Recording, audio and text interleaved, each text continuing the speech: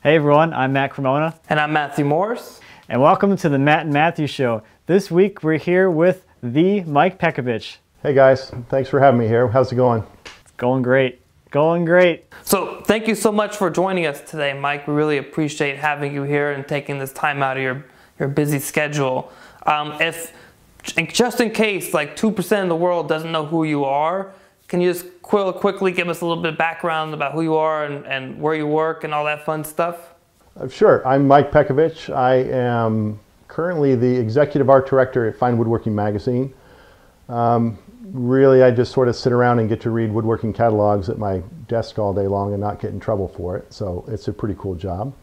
When I'm not there, I'm in my shop woodworking. And if I'm not there, I tend to be in a woodworking school somewhere, helping other folks get over the learning curve and getting some sawdust made on their own. So that's about it. Between those three things, I'm either eating or sleeping. Awesome. So you have a pretty cool job. I mean, you decide what we get to see or not see and learn about in woodworking with Fine Woodworking magazine, kind of. Yeah, I mean, really, that's kind of, it's really my biggest job at the magazine is, it's sort of like when you go on vacation, you pack, you try to stick 6 months worth of clothes into a suitcase and it's not going to fit. My job is to like throw out all the stuff that you're really not going to wear during vacation in order to get that suitcase buttoned up and loaded on the plane. And it's really good because in order to do that, I have to really understand what the subject matter is, what the author wants to say, what's important to him, but then also understand our readership and what's important to them. What do they need to know in order to make this project? And then how do I do that as a 2-page article, as a 4, as a 6, as an 8-page article, as a 2-part article, as a masterclass department, a handwork department, or fundamentals. There's a lot of ways to slice and dice the information. And so in figuring out how this stuff is going to fit in the magazine, I really, it's incumbent upon me to understand it as well as I can. And that's really sort of the whole reason I came to the magazine in the first place, was to sort of expand my woodworking knowledge. So it's, you know, from that standpoint, anybody who is really invested in wanting to learn about the craft, I feel like I've been in a graduate program in woodworking for like the last 19 years, which is either a good thing, or if I haven't graduated yet, maybe I'm not sure how that speaks to the type of student I am in terms of still being in school. But, you know, every day I learn something, and you know, I feel like even now it's a little bit depressing, but I feel like I'm just scratching the tip in terms of really what you can do in this craft and all the different things to try. So yeah, it's a blast. I enjoy it. Awesome. You know, you mentioned schooling, which maybe it's usually we try to go back to the beginning of people's woodworking careers and find out where they evolved from. So for you, you know, how did that start? Was that your father, your grandparents, or grandfather in the garage? You know, how did you get into woodworking? Yeah, you know, I think that story is similar for a lot of folks. I think those of us who find ourselves involved in this craft later in life probably were the kind of kids who like to do things with their hands, and that was definitely me. You know, my way to sort of spend time or blow an afternoon would be to go in the garage, look for something to make or glue together or paint. So when it came time to go to college, I was in art school and kind of floundering my way around through art school and stumbled into a woodworking class in the crafts department, and, you know, saw a bandsaw. It's like, really, I can get college credit for cutting things up on a bandsaw. I'm golden. So I was in the furniture making program at Cal State Long Beach in Southern California. And the cool thing about that program is that was part of the crafts program, so it was really interdisciplinary. While I wanted to be in the wood shop, you know, 24/7 in school, I was also having to take other crafts classes, which meant I was taking ceramics classes, printmaking, drawing, painting, metalsmithing, blacksmithing, and really got really certainly didn't develop any expertise really in those other areas, but certainly formed an appreciation for, I think, all of the crafts, and I think all those things inform the work that I do. And getting out of school, I was in a band for a while, and when I wanted to get a real job, I went back to school for graphic design. So I was working for a skate shoe company as a graphic designer, and at lunchtime I'd sit in my car and read How to Cut Dovetails by Chris Bexford, and ended up applying for a job at Fine Woodworking. Back then, this was like 19 years ago, ad in the magazine looking for someone with computer graphic design experience and woodworking experience, and this is like way pre-internet, so that was a pretty rare combination. And fortunately, I got the job, I got my foot in the door there, and I kind of moved into the art director spot probably about 15 years ago. So I've been the art director since then, and I've been doing commission work probably, I would say at least, for the last 20 years or so. And since, with the recession, interesting thing happened is I'd always sort of thought about teaching woodworking in the long term down the road somewhere, but it seemed like when the recession hit, myself and a lot of woodworkers I knew experienced the commission sort of drawing up. But the unexpected thing for me is that the guys who used to be willing to commission a pretty expensive piece of furniture were now more interested in taking a class to learn how to build that themselves. So as the commission work sort of died down, I started teaching. It fell into that, and now I teach, for having a full-time job, I teach a pretty full-time schedule. I teach 4 full weeks spaced out through the summer, and then I do weekend classes and weeknight classes at a local woodworking school up in Manchester, Connecticut. So then I developed a pretty full teaching schedule, and then, of course, the way things work out, the commission work started to pick up as well. So now it's like, when it rains, it pours. So I'm certainly not complaining about it, but my schedule is pretty full between commission work, which is probably my first passion, and then the magazine work, which I really enjoy, and then the teaching as well is pretty awesome to get hands-on in the shop with people. So it's all good. So you have a full-time job then, so how much time do you really have? Like, do you do a lot of your commission work in the evenings, and I guess you would probably teach in person on the weekends? Is that kind of how the scheduling goes? Yeah, I mean, that's a really good question. I think, a lot of people ask, when do you even find time to get in the shop? I'm in the shop a couple hours in the morning before I head into the office. More often than not, a couple hours after dinner. And then on the weekends, as much time on the weekends as I can sneak in. Usually I'm the first one up, and I get in the shop, and by 11 o'clock in the morning, when everybody else is up and ready to go, I've already had 4 or 5 hours of quality shop time in. So I've learned how to woodwork really efficiently in like 2-hour increments in the shop, and I think for a lot of us, trying to build furniture with full-time jobs, I think that's a real common thing. So it can be a little bit frustrating, but I think you have to be really disciplined. And what I find is that the last thing I want to be doing when I do get in the shop is to be thinking about what I want to be doing. So I basically try to think about woodworking whenever I'm not in the shop. I think about it, so then when I do get in the shop, I know what I'm doing, and I can make efficient use of that time. So I think more than carving out multi-day periods to get in the shop, for me anyway, it's just maintaining the discipline to get in the shop every day, and I find that projects really move along pretty quickly when I can do that. I do pretty much the same thing. As when I'm not in the shop, I'm thinking about what I'm going to be doing in the shop, so when I get my shop time, I'm not like standing around like, oh, what should I do? It's like I know exactly what I need to do next in the project, and I can really flow through things really quickly like that. Now, one quick question for you is, I know you've done a few videos for Fine Woodworking as well, and that's done in your shop, right? That is done in my shop, yep. I believe your shop isn't super big, so what is that like with, that's like a whole crew in there, right? It's not a, it's usually, it's two other people in the shop, a cameraman and a producer. Usually my planer gets rolled out into the driveway.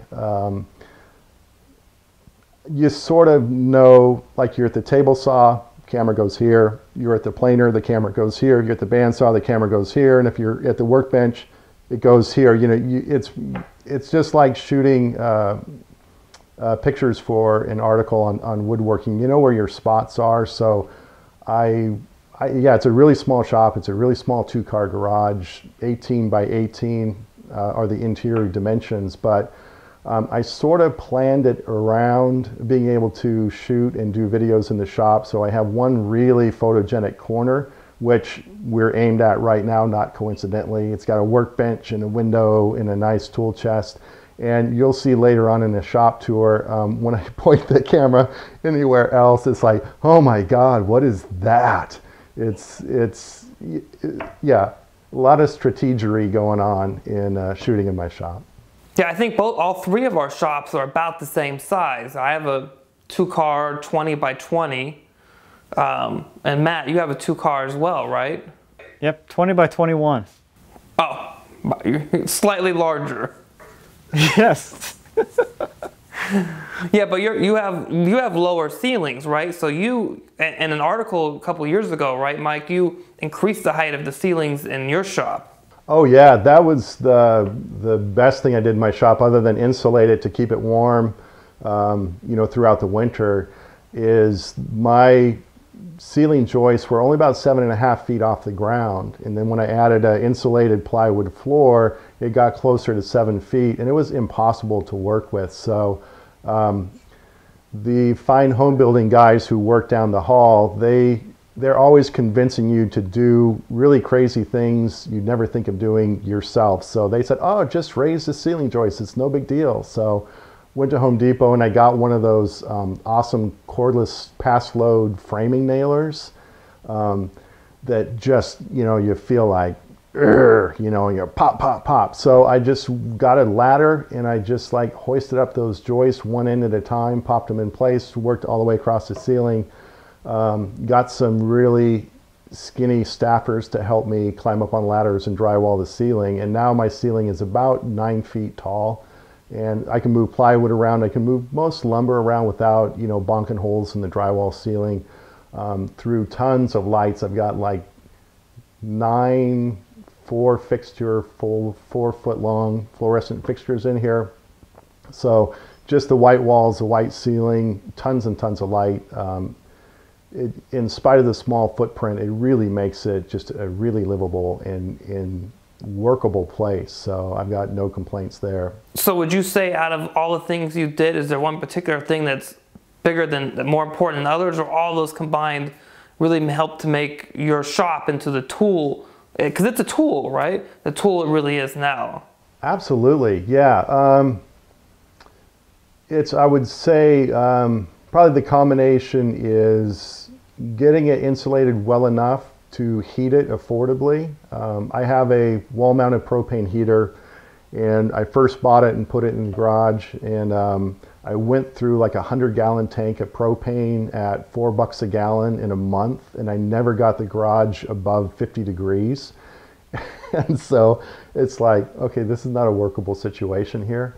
So it really took 10 years to redo it, and having everything insulated, to have a comfortable working environment, I think it is really important. And then the second thing for me is the amount of light. I mean, I would just say throw as many lights in your shop as you can, as much as you have room for, because that makes all the difference in the world. And it's really a space where I think, and not everyone can do this, and I certainly didn't have this for years and years, but if you can make a space that you want to be in, even if you don't, there's nothing you really need to be doing, you know, I think that's the first thing is having that inviting, comfortable space. And like you said, it's a tool. And in order to do your best work, I guess those are the important things for me, is sort of climate control and lighting. And I'm not sure, I couldn't choose between either of those two. So I think it's probably a top 2 list. Now, earlier off camera, you were talking about doing some commission work, and you've joined the Instagram community, and then you surpassed me in, like, both Matt and I think by leaps and bounds in no time flat, which was great. And it's really awesome to see some of these pieces that you've built or you're building. But it seems like you have a couple different styles, not just, I always thought of you being more arts and crafts, but I've seen some pieces recently that feel more like they're Asian inspired.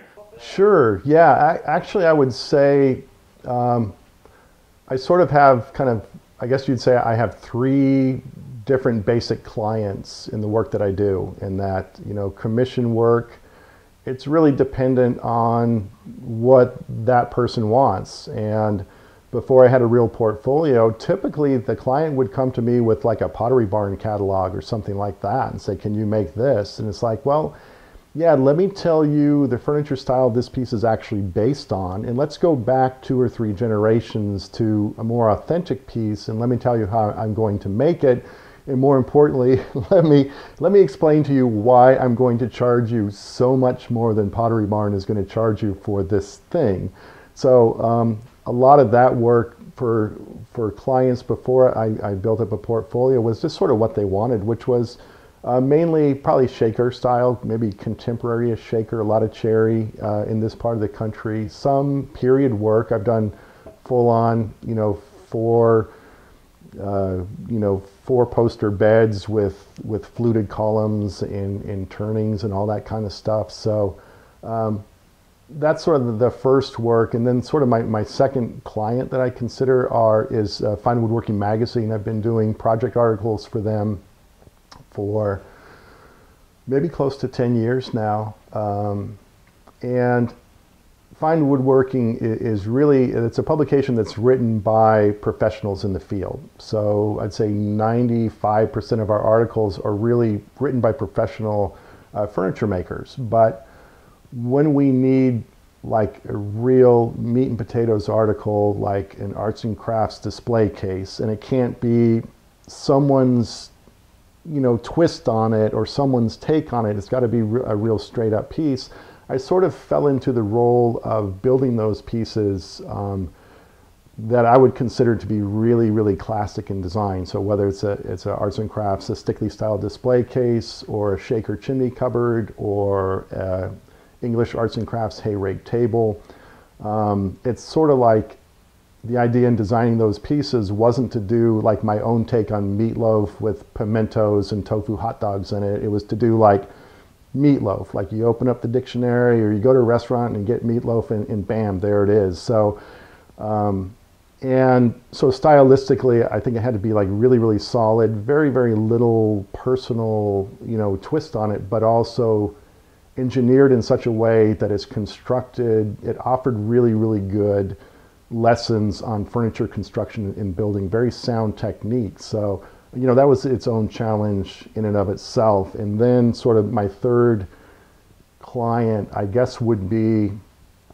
myself. And what I mean by that is when I built my shop, when I redid my shop to have a real working space, and coincidentally with commission work sort of drawing up, I found that I had a really nice shop and no real reason to be making things. So I started making things for just myself in my house. And I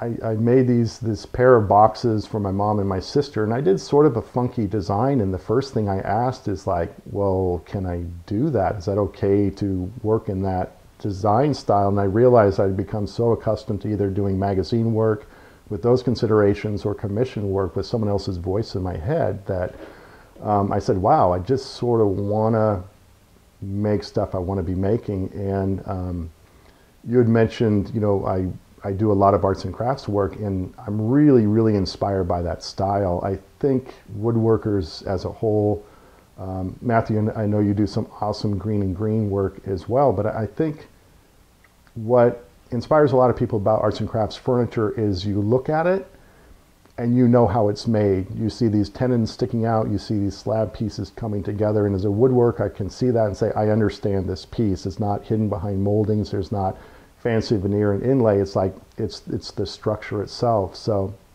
I really like the honesty of the style, and I would say, you know, the work I do is very much out of the arts and crafts philosophy, and then sort of really kind of stripping it down to, I guess I would call it sort of a non-designed style, to where I'm not intentionally making it look like anything. I'm not really intentionally adding any design or decorative elements, and so sort of what's left is just sort of the basic construction features of the piece. And so I would say, in a nutshell, the work that I'm doing right now, the common features of that is it's a notion that where two pieces of wood come together, and you see a joint, I'm not trying to hide the fact that those are two pieces of wood and smoothing it down so it's a smooth transition. It's sort of like, well, if I can see two pieces of wood coming together,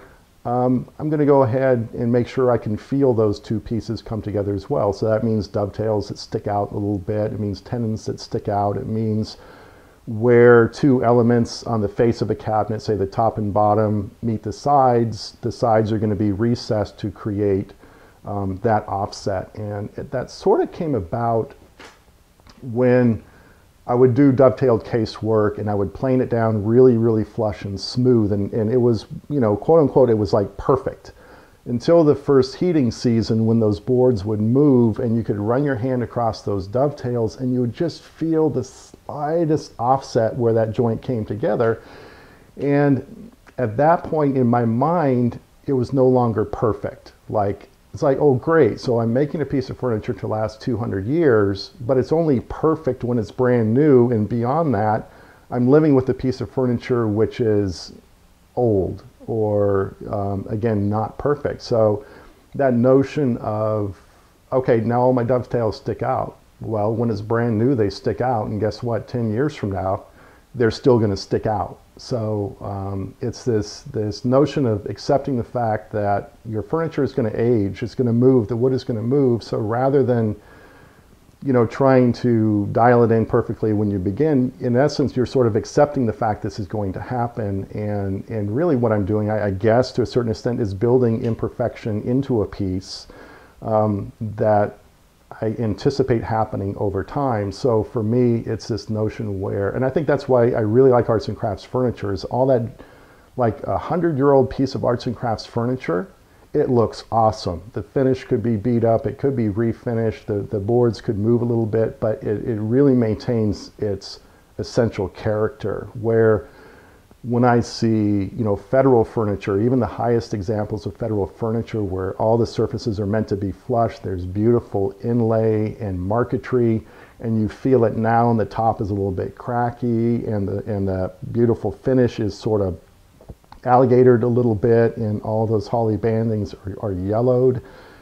It just feels like an old piece of furniture, like an antique. And not that there's, you know, I know great makers who work in that style and do fantastic work, but for me, that acceptance of a sense of time, a sense of wear, is really important to me. So I think that sort of, that drives the way I build. And then the way I build, also because there's no ornamentation really in my work, so those subtle offsets between components, they create shadow lines and they create highlights as the light strikes it. So that joinery, which really gives it the strength of the piece, also gives it its decoration as well. And very much like green and green furniture, although there's subtle carvings there. When I visited the Gamble House in college, I was just blown away by the furniture. Again, you know, with the ebony plugs that are raised, and you know, everything.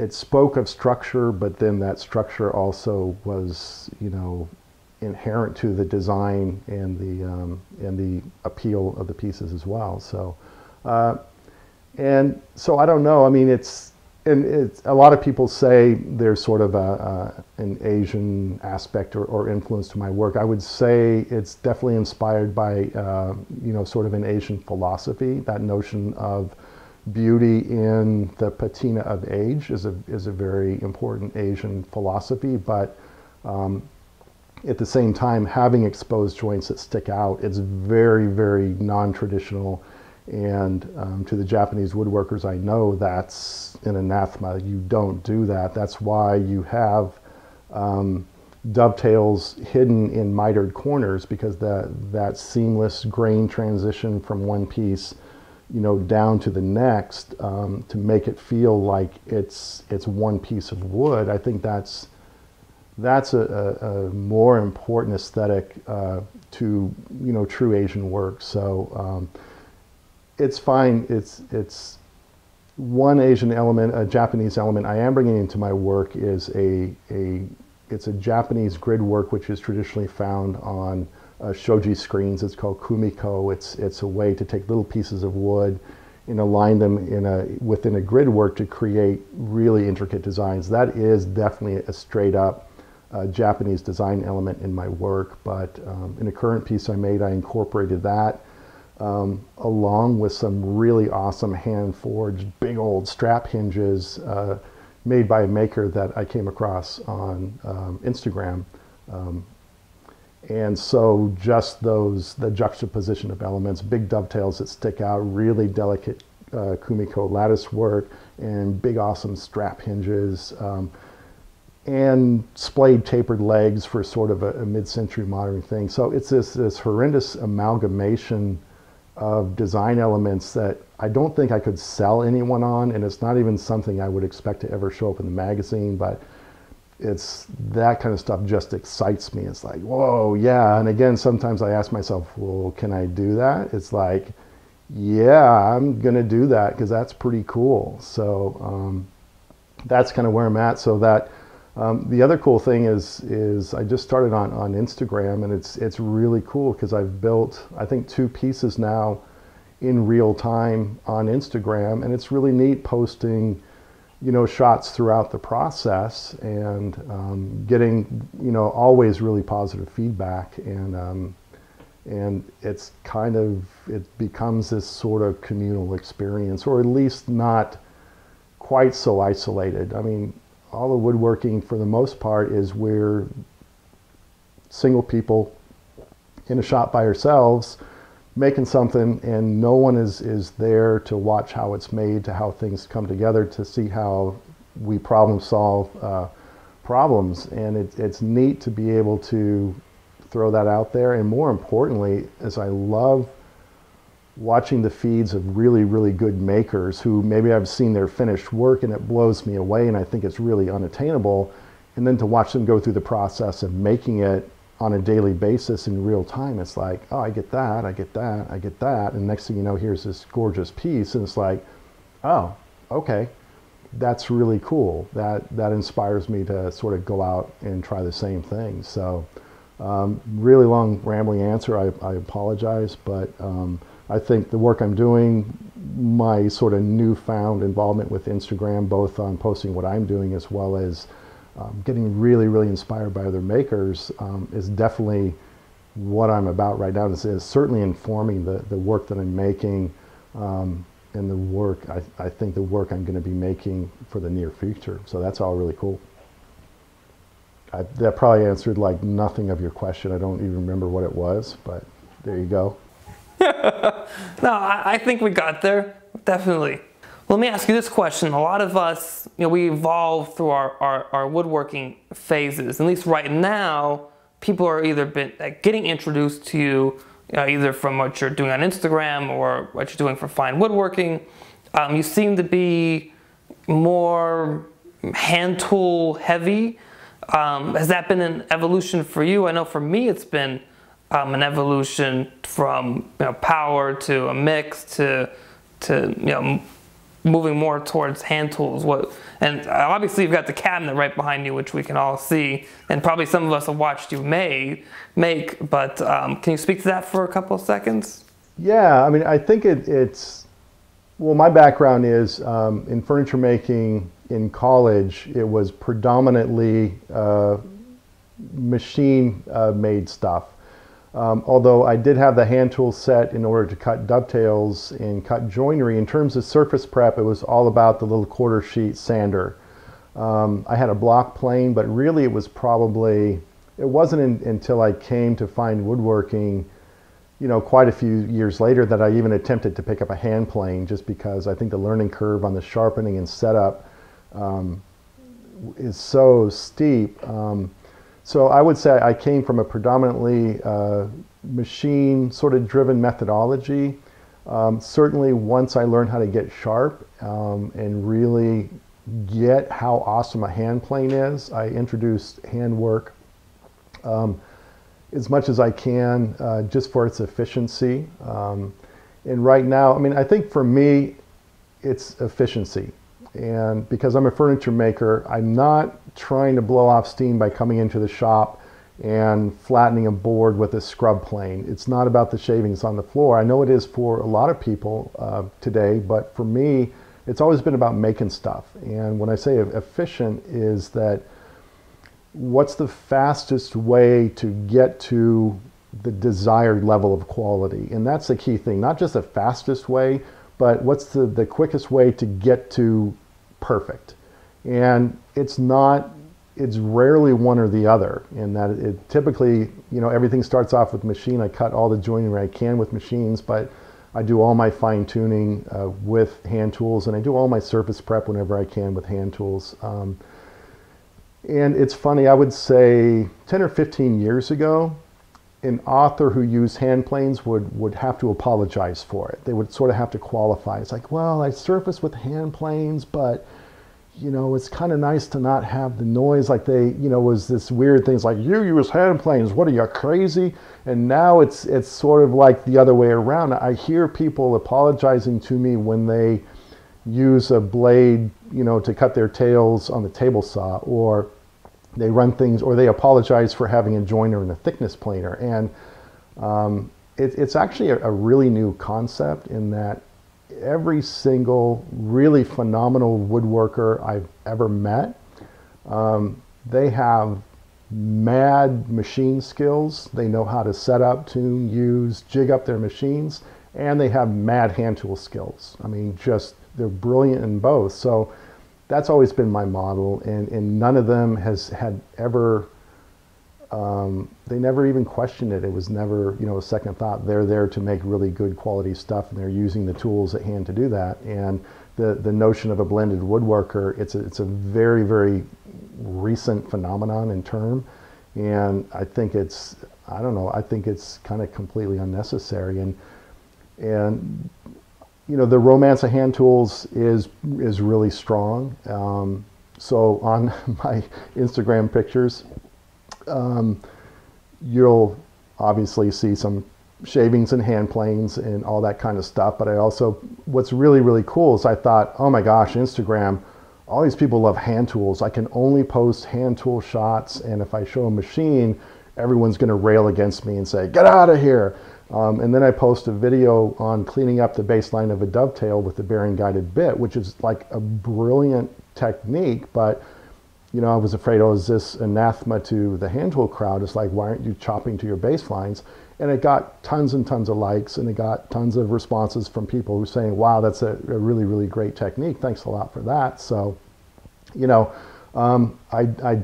love the romance of hand tools. I love photographing hand tools more than I like photographing my planer or table saw. But, I try not to be disingenuous about the way that I work, because I think that can be a disservice to people. I think if you want to work with hand tools and that's why you're in the craft, that's really, really awesome. And I teach hand tool classes to help you sort of get up and running.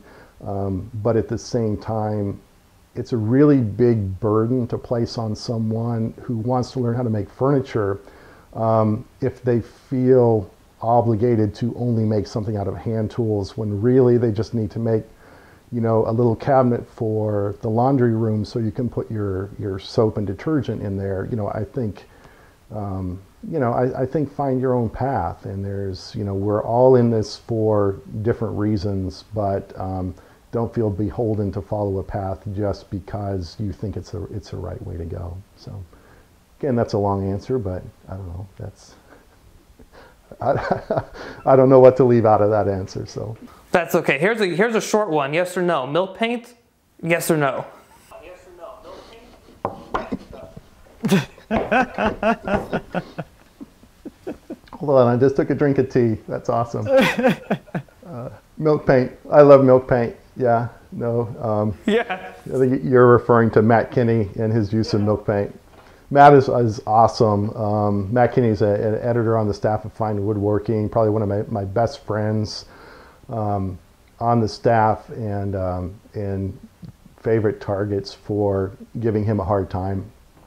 I like what Matt does with milk paint. He's taken like a really traditional medium and didn't treat it in a traditional way. He incorporates it in his work, which is really clean and contemporary. And for me, you know, that's a really huge inspiration. I think the way that I use Kumiko in my work and some other elements in big old strap hinges in a piece which is fairly contemporary, I think it's like, hey, you know, there's no rules here. You use the medium and the materials that you want because it's cool and you have fun with it. So yeah, I'm down with milk paint. How about you guys? Never tried it. Same thing. Haven't used it, never tried it. Since we're talking about Matt a little bit, you're part of the podcast there, Shop Talk Live. How has that been for you? It's fine. The podcast, three of us get together and, you know, for an hour with very little prep and just like goof around and talk about woodworking. And I'm just amazed that anybody would choose to listen to it. But what's really cool is it's really authentic in that there's really not a lot different between sitting there, you know, once you're over that, you know, initial sort of you know, stress of being in front of a microphone. But, you know, once you get used to that, that's what it's like at the magazine, is that you're pretty much, you know, either giving someone a hard time or talking about woodworking, and that's kind of cool. The thing I really like about the podcast is that Fine Woodworking, over the years, I like to think it's the best magazine in terms of quality of information and presentation. It's why I came to the magazine in the first place, and I still try to do my best to keep it in that level. But I think over the years, there's been a misunderstanding that the magazine was sort of stuffy or humorless. And I think the cool thing about the podcast is like, nah, sorry, it's just dudes making a magazine. And, you know, if you're expecting something more, I apologize, but, you know, that's the reality of the situation.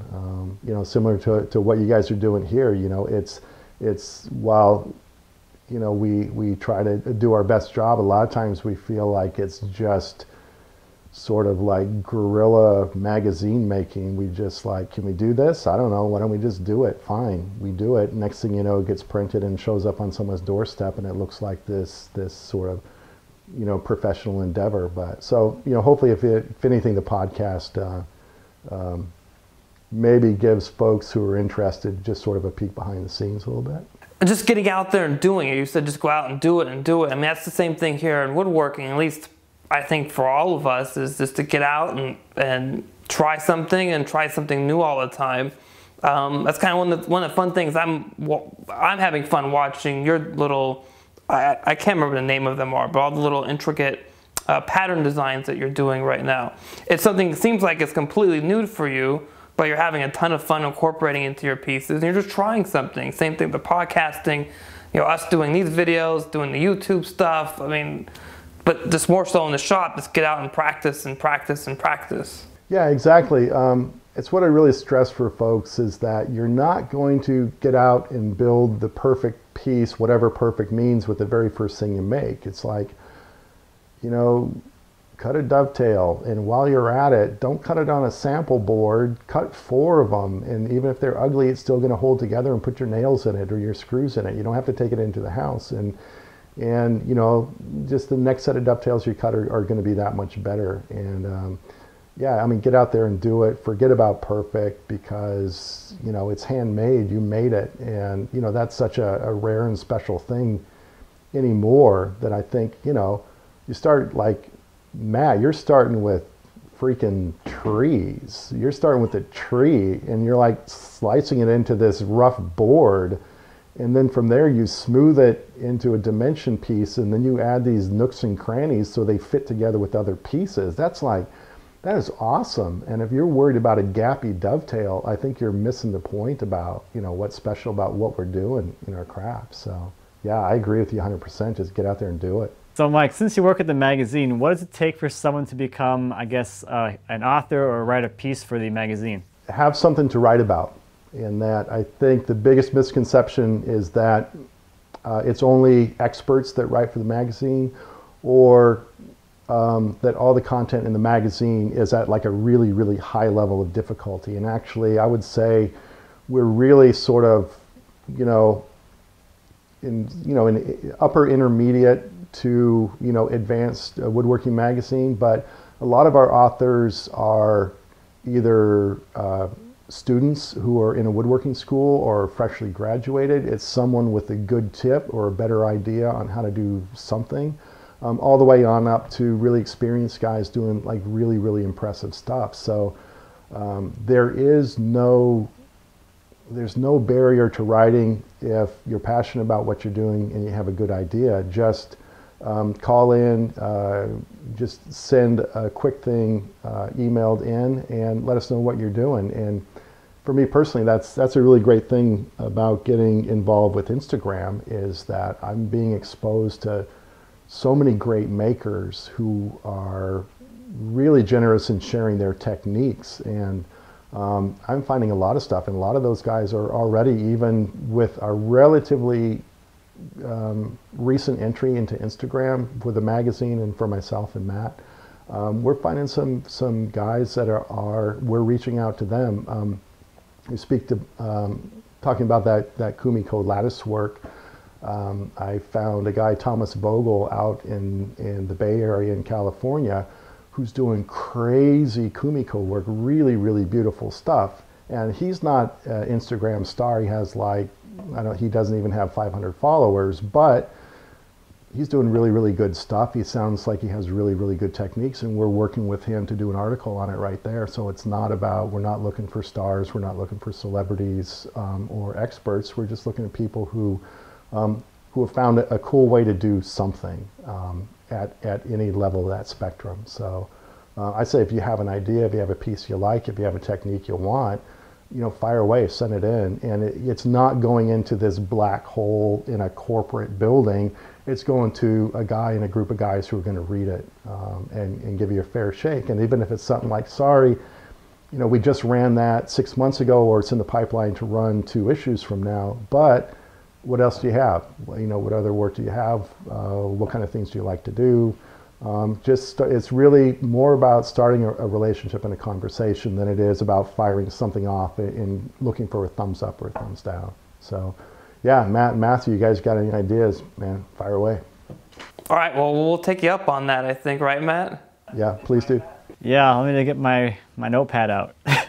I think we try to ask this question for everybody. So if you were looking back at you younger, or beginning woodworking, what would you want to tell yourself now that you learned now to try to perhaps change the path that you're on, or help you grow faster, or a piece of wisdom? I would kick myself in the pants just as hard as I could and then do it again. The thing I would say is, when I was going to school at Long Beach State, and it was a great woodworking program, but then someone told me about a little school in Northern California called College of the Redwoods that was a really good woodworking school. And that's actually a community college. So if you were a resident in California, it costed you about $200 a semester to go there. And for the folks who are not familiar with this school, that was a school that James Krenov came to and started the woodworking program. And he's a fantastic author, philosopher, and a brilliant, brilliant furniture maker. So basically, I was, as a college age, I had an opportunity for very little money to go study with James Krenov.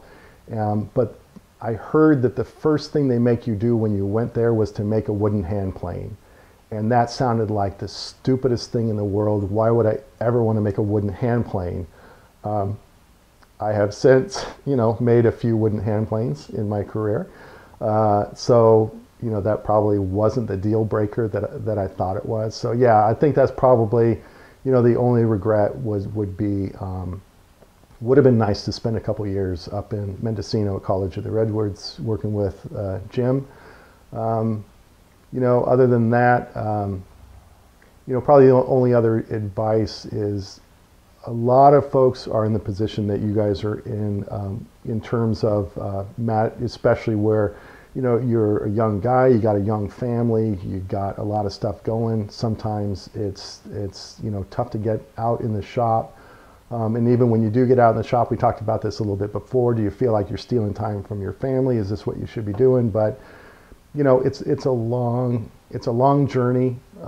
It's one that you're going to be on for the rest of your life. So, pick your spots, do the work you can do. Don't feel bad that you're not building a big giant Roubo bench if that's what you're really wanting to do, and you're getting by with a Home Depot bench and Craftsman tools, or not to disparage Craftsman tools, but time in the shop is time in the shop, and just stay at it, and eventually you'll find the time, you'll get the tools, you'll get the shop in order to do really good stuff. But every minute spent in the shop is a day forward. So I think that's advice that, I think that's one thing that I did do well and it's benefited me. So, one good thing, one bad thing, hopefully they cancel out. So, Mike, if people want to find you, connect with you, where can they do that? Website, Twitter, Instagram, where are you? Pekovich Woodworks is my Instagram handle. That's probably the best place to go. I do have a website, which is pekovichwoodworks.com. But, it's sort of that neglected stepchild where, all my efforts are going into Instagram right now. If you want to read, a 6-year-old blog post about how I had to walk up and down the driveway because I had a bad back, then go to my website, and that would be cool. But no, Instagram is really cool. And definitely, anybody who's interested in writing for the magazine and figuring out what that's about, my work email address is mpekovich@taunton.com. Feel free to fire something to me right away, and I will make sure it gets in the pipeline.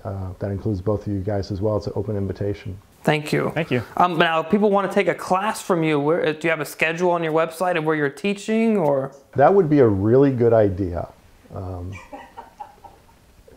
I believe at finewoodworking.com, we keep up with that pretty well. I live in Connecticut, so my local school I teach at is Connecticut Valley School of Woodworking in Manchester, Connecticut. Bob Van Dyke runs that program. It's an awesome school. Check it out. Even if you don't want to take a class with me, they have really, really great teachers traveling through there. Will Neptune, Steve Latta, Mickey Callahan, Daryl Pert, just lots of great guys going through there. I teach at Mark Adams every summer. That one tends to sell out. Now I think we're pretty much sold out. And so, that's about it. If you're in the Northeast and you want to stop by, Connecticut, that would be awesome. I'd love to have you in a class. And I'm going to take you up on that suggestion to maybe post those dates on my website. So.